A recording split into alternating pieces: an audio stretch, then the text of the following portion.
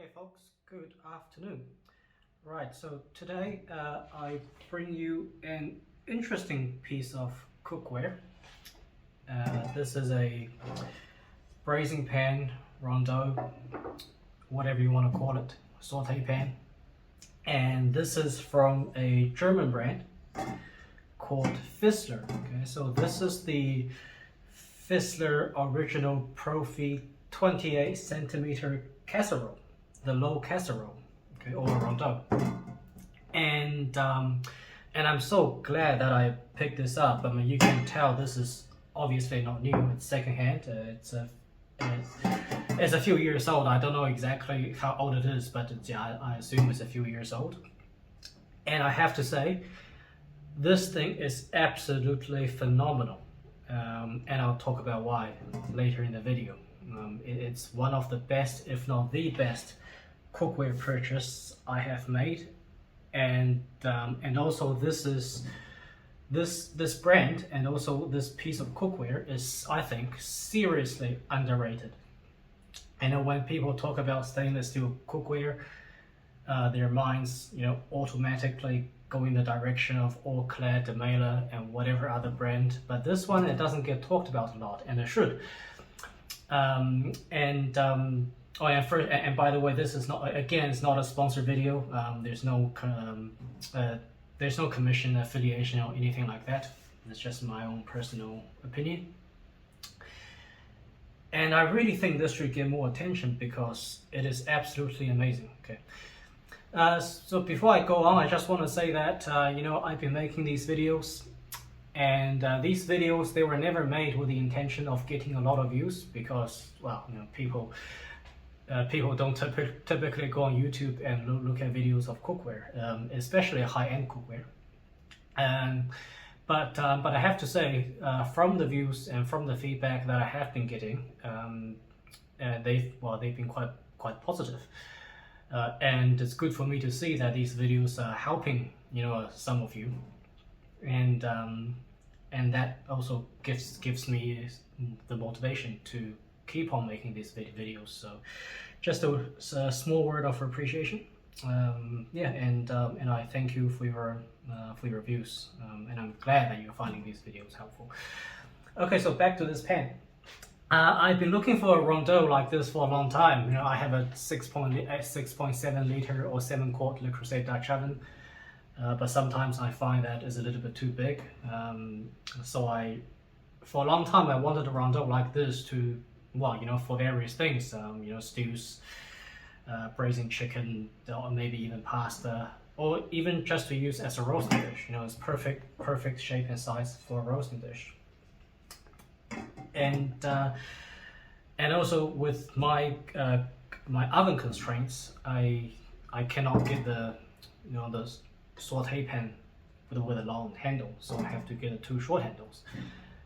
And the difference between a saute pan and a rondeau is, there is really no difference other than a rondeau typically refers to a vessel like this with 2 short handles, and a saute pan, it's the same form factor, it's just got a long handle. Okay, so that's the only difference. So I was restricted to getting a pan like this with the 2 short handles.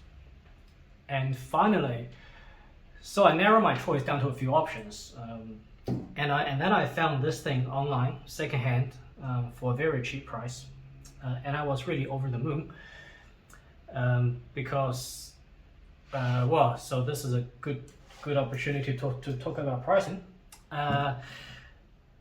It's interesting because it's a German-made product, but in Europe, the pricing, or in the Netherlands, it's extremely expensive. So this thing new would cost 250 or even 70 euros, which is ridiculous. But in the US, I know you can get this for much cheaper. I've seen it as cheap as, again, it's crazy, I've seen it as cheap as 129 USD, which, if you ever see it at that price, I would advise you to just run to the store and buy it, because it's going to be the best 129 bucks you ever spend. But normal retail in that part of the world, in the US, maybe around 200, as I saw yesterday. but still crazy deal. I don't know why it's German-made product is much cheaper in the US than it is here in Europe. But anyway, all right. So let's get on to the paperwork, just basic specs. Okay, so let's just go through them one by one. The weight, okay, extremely heavy, 3 kilograms, almost exactly 3 kilograms is the weight, and most of that is on the space. Okay, this is not a lightweight pen. Okay, and the lid is 1 kilogram, so this is in total 4 kilograms. The size, this is a 28 centimeter diameter pen, and you do get a full, okay, you do get a full 28. Actually, it's more like 28 and a half, which is very generous, of cooking surface. Okay, so very large practical 28 centimeter or 28 and a half centimeter cooking surface. The bottom diameter, and you see this star shape, they call this the cook star or something like that. And this is the highest tier Fissler product, by the way. Okay, so the bottom diameter measured 26 and a half. Okay, so slightly smaller than the top. The height of the vessel, like this, not including the lid, is 9 centimeters. And the volume is 4.7 liters. So that's what, about 5 quarts or so. But I think that's really if you fill it right up to the rim. Okay, so I wouldn't, advise you to use the full 4.7 liters. And what's really, what's really heavy duty about this pen is that this base, it's somewhere around 6 or 7 millimeters. It's definitely not less than 6 millimeters, and it's very, very thick. This feels like a solid block of stainless steel or aluminium, very, very thick. Okay, and that's why it's also so heavy. And okay, so that's the basic specifications. Okay, and now let's talk about cooking performance and why I think it's so good. Now, I got this pan a few days ago. I made the first dish I made in it was coq au vin. Okay, so that's chicken braised in red wine. And this vessel, this pan, is the temperature distribution on this pan, on the bottom of this pan, is easily the best I have seen out of any pan, any vessel, any cookware. And that's a big statement. I'll tell you why I was even more impressed is because I'm using this pan on a rather undersized glass top. As I said, the bottom of this pan is 26 and a half centimeters. The glass top I'm using, the biggest hob on it, unfortunately, is only 21.5. So there's about a 2 to 2.5 centimeter, ring that's not covered by the hob. And normally I would not even use a pan this size on that hob. I also have a portable gas hob, when I use big pans. But would you believe it? And I couldn't believe it. The temperature difference from the center to the edge was less than 20 degrees. And I thought that was freaking amazing, because even on my 28 centimeter Pro line, a 7 from the Mailer Atlantis, the temperature distribution is not that good. Okay, so I have I'll show you the Pro line.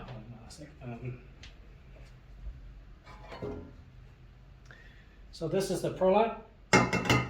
This is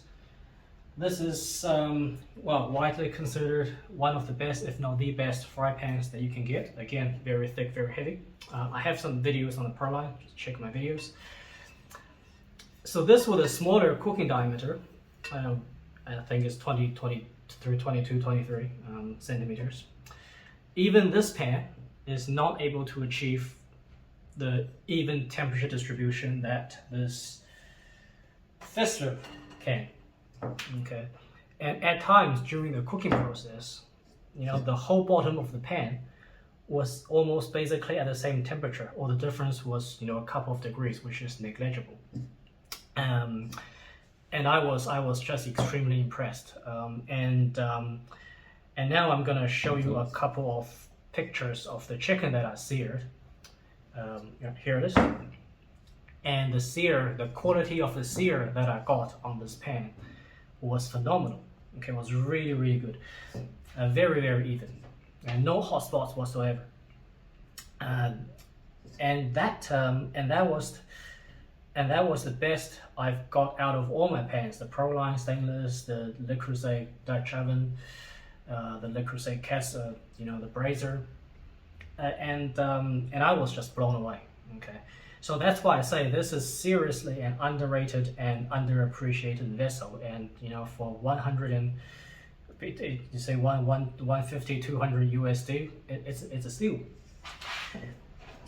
Now it is a disc bottom pan. Okay, so it's not a fully clad pan, but you know, as the Mailer Atlantis have proven, that you don't need, you know, it doesn't necessarily have to be fully clad, you know, for it to be a very high-end piece of cookware.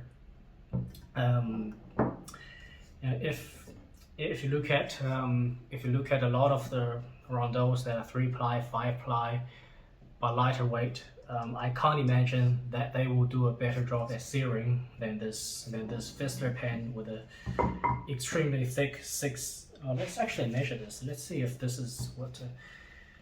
See, if you measure it like this, the bottom is actually 1.2 centimeters, but I don't think it's that thick. I think it's more like 7 centimeters. This is just the height of the thickness of the disc. But the disc, I think, you know, is kind of that shape, so it's not the full 12 millimeters. Okay. So that's my experience cooking with this pan. Yeah, really, really phenomenal. Now, just also another word about the construction. This thing is so heavy. This is built absolutely like a tank. Like I said, I don't know how old this is. Could be 5 years. Could be maybe 10 years. But this is definitely what I call a multi-generation pan. Okay, so you can pass it down to your kids. Your kids will pass it down to their kids, and your kids' kids will pass it down to their kids. And yeah, and if you believe in reincarnations, hey, you know, when you die, you might get reincarnated as your kid's kid, and hey, who knows, you might get a pan passed back down to you, you know, from your great grandfather or grandmother or whoever. Okay. Cleaning. Okay, not gonna talk too much about cleaning. Very, very easy to clean, like any good quality stainless steel cookware. You know, this thing is not shiny anymore. You know, when I first got it, when it came in the post, there was quite a lot of oil burn residue on the bottom, you know, the black stuff. And I just used some of that, you know, their oven cleaner. You know, spread it generously on the bottom, also on the side, and after a while just scrub it with an abrasive sponge, and that was able to get well, see, the bottom looks pretty good now, so that was able to get basically all of that black stuff off, but I don't think the sides will ever look new again. So, well, who knows, maybe if I see one for a good deal, you know, for a special price, maybe I'll pick one up brand new, but just because I like shiny stainless steel cookware. Alright, so what are the disadvantages? The only disadvantage that I can think of is that it might just be too heavy for some people. Okay, I think this pan is so good that is really the only disadvantage. Again, 3 kilograms for the pan, and including the lid is 4 kilograms. Okay, so if you really can't handle that weight, then maybe this is not for you. Okay, so the last section that I want to talk about with this pan is a bit of a comparison with the Le Creuset Signature Braiser. So here it is. So here is the 30 centimeter, okay, again 30 centimeter Le Creuset Braiser. And a little while ago, I did a video comparing the Braiser to the Dutch oven, and I answered the question, why? Well, do you need both a Braiser and a Dutch oven? And my answer to the question was no, because, well, in my opinion, I find this Braiser, well, it's just not that practical, considering that its shape and form. And in that video, I recommended that along with the Dutch oven, you should get a pan like this. Okay, and now I'll talk again about why. And well, I've got a pan like this finally. Okay. So if you look at the Braiser, you know, I really wish the Creuset would redesign this thing. It's a 30 centimeter vessel, which is 2 centimeters wider. But because of the very sloped sides, the cooking surface is only 23.5. Okay, so you've got a 30 centimeter pan with a 23.5 centimeter cooking diameter, flat cooking diameter. And here you've got a 28 centimeter pan with a, well, full 28 centimeters of cooking diameter. So that's, well, advantage number one. And for the Fissler, or for any pan of this form factor. Number two, well, you can obviously see the, how do you see that? Okay, this is better. Just put it like this. This Rondeau is, well, quite a bit taller by about 2 centimeters or 2.5, maybe even 3 centimeters. Which means you have a much bigger usable volume in this pan compared to this pan. And this pan, you only get about 3.5 liters. And again, I think that's, you know, they measured it all the way to the rim, but you're not going to fill it to the rim, are you? You know, you're going to fill it maybe to about here. So which means that, you know, with this pan, you really don't get that much usable flat surface and usable volume.